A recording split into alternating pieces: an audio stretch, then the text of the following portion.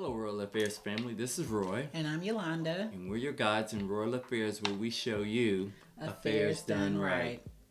So we're back again. Last week we talked about 4 ways to find meaning or growth after infidelity, and we talked about number 1, reflecting on lessons learned. We talked about number 2, your focus on your own individual, personal, and relationship growth. And this week we're going to cover 2 new areas.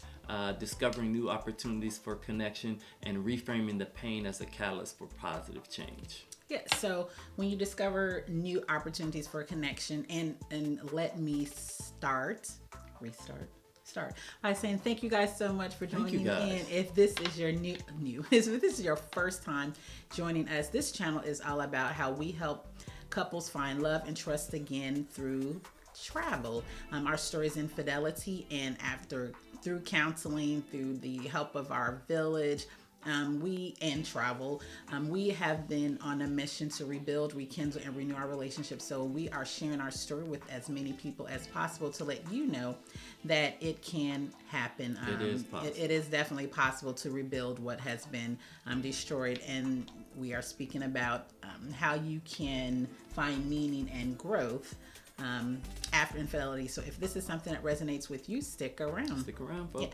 So sometimes I think you as individuals, sometimes we have to be pushed, not physically, but pushed or forced in order to make a change. Like so I'm going to put myself as an example. So I've been saying for over the past how many years, okay, I'm going to do better. I'm going to be healthy. I'm going to, watch what I eat. I'm going to work out. I'm going to exercise. I'm going to do all these things. And, I go and then I stop. And then I start and then I stop. And I start and stop. And until like last year. No, actually it was this year. I stepped into a scale and I was like, oh my goodness. And then it was like I was like, babe, I need some new clothes. I don't feel comfortable in my clothes. This. And so sometimes something happens that will push or propel us into making a change. And then, and so when infidelity occurs, it could definitely be an opportunity for you to discover new ways for you guys to connect, right? Yeah. So you're going to treat that healing process as a chance to rebuild your relationship with new shared experience. And for us, it has been travel. For us, it has been for us, it has been travel. It's also been date nights. If you guys have been with us for a while, you know that our youngest daughter and son, they're like, you're going on a date night again? Yes, again. So this has afforded us an opportunity to just do some things that we we should have been doing in the first place, but we did not. So we are definitely being more intentional about doing those things. So it's traveling, it's having date nights, and those date nights can be at our watering hole, Applebee's up the street, or it's in here, usually in Roy's office, where we are playing Uno, or I haven't played Scrabble in here. Usually play Scrabble in our room downstairs, but just those things that are like allowing you to reconnect and even do different things. Yeah, and one of the things that you were touching on too, as it relates to travel and having some of those new shared experiences. We have a video where we're talking about getting away from familiar triggers, right? So getting away from the familiar, in our case, sometimes it's traveling to new places and trying new things. We did the dune buggies, where you allowed me to, put your life in my hands again with the dune buggy after the Cancun incident with the speedboats, but you survived, right? So definitely having those opportunities to create those new memories, because what's behind you happened, right? But now you have the opportunity to create new experiences, go new places, share new funny moments together that make the two of you laugh, the little inside jokes that you now have, right? And as well, our therapist talked to us about one of the first homework assignments that he gave was, hey, I need you guys to go out on a date. We're like, what?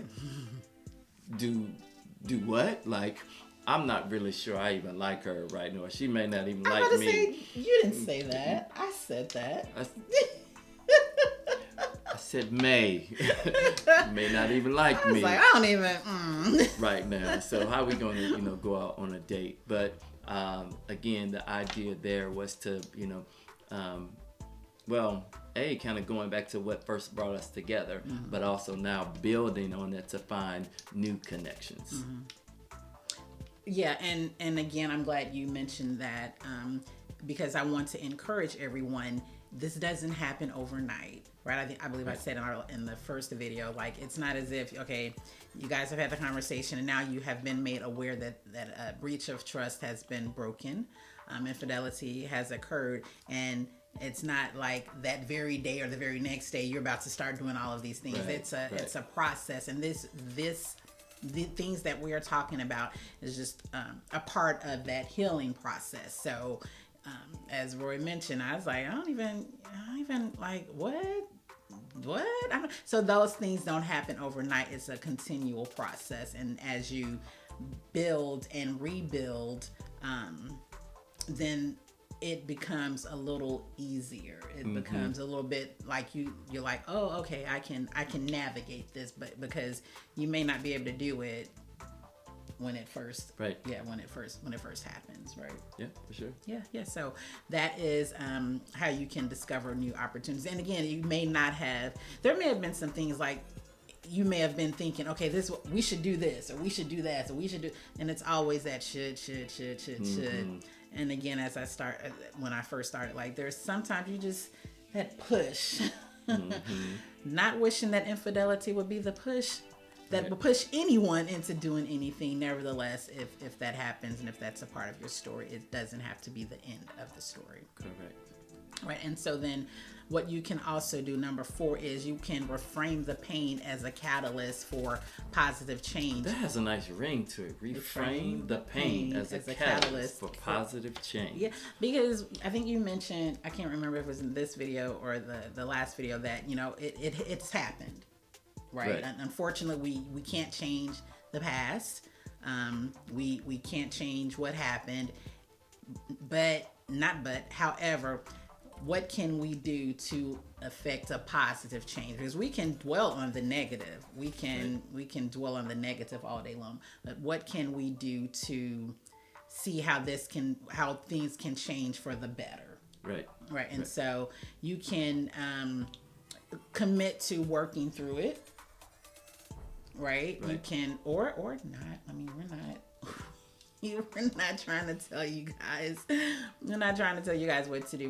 But whatever that growth is, it can occur, right? And so when you go through we're gonna work through this, come hell or high water, if that's the decision that you guys have made.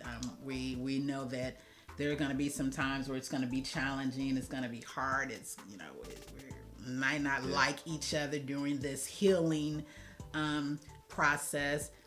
Nevertheless, we are committed to working through it. We're committed to growing stronger together. And then on the other side, you can look back and say, okay, it was touch and go there for a while. I didn't even think we was gonna come out on the other side, but I can see how we have grown. Yeah, absolutely. And one of the things that happened during our therapy sessions as well was it can be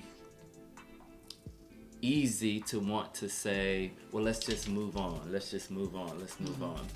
But one of the things that our therapist shared with us was having the ability, even in a simple therapy session, to kind of sit in the pain and knowing that it's painful, and taking in what's painful, sitting there for a moment, recognizing that this is painful, probably for 2 different purposes. One is because, then you have a true realization of what it actually feels like and that other person can actually know what that, see and feel what that pain is. And you never, and the second part is that, so then you can say, well, I never want to feel that way again, or I know what that feels like and I don't like that place. So what things can I do to actually move beyond that? So having that as your catalyst for, you know, getting things to be better. And the point of the growth aspect for us was working through the entire situation, going from, you know, pain to purpose. Isn't that a book? I don't know. It sounds like somebody wrote that book or something, From Pain to Purpose.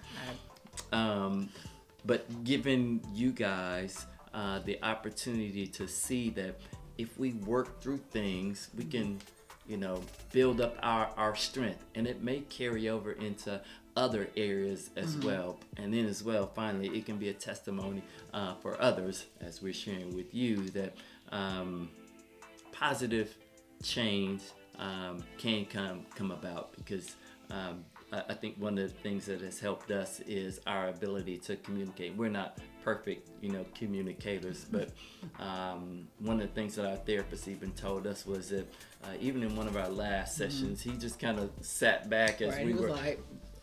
I'm gonna let y'all have it. And it wasn't an easy conversation. We were having a difficult conversation, but we were able to move through the conversation based on some of the skills and techniques that he had shared with us, that have helped us, and we still use today. So it can help you. And I just said the last thing, but one more thing.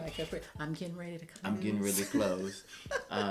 Being more patient in the way that we do communicate, because I think that was one of the things that we kind of uncovered. So we'll find ourselves, you know, even today, like now, when I say the door was cracked, what did I mean cracked? Open? No, let me go show you what you said was cracked. And then we came to an understanding of what Yolanda means is cracked. And what I mean is open. So positive change can come about. Yeah, and it doesn't, when you're in the throes of it, it doesn't seem like, you know, anything is going to come out of it. But nevertheless, us being able to say, you know what, we are, and as Roy said, like, we're not perfect at communicating. However, we recognize, okay, when we communicate, let's make sure that we're on the same page, because that did not happen. Roy has 3 different meanings for okay. And it's like, okay, which okay are you saying? Is it okay this, okay this, okay? So even just recognizing something is growth. And so no matter how small it may seem, it's definitely significant, because you have gone further than you were before. Yeah, you think? And that's where we want to be, further than we were before. That is correct. So that is what we have for how you can find growth or meaning after infidelity. Hopefully these tips have helped you guys. If there's some, obviously there are more things that, you know, can help you. We didn't want to give a whole slew of 30 things and then you don't know and you can't, you know, remember one thing. So I wanted to definitely make sure that we only gave like a couple of them, so that you can, you know, take one, take all, but at least take one of them. But of course, there may be some other ones that we didn't think about. If so, then please drop them in the comment and let us know. Maybe something that we didn't think of worked for you guys, and you can let us know that as well. Please do. Please do. Yeah. But until then, I'm Roy. And I'm Yolanda. And we're your guides in Real Affairs, where we show you affairs done right. See you guys next time. See you guys next time.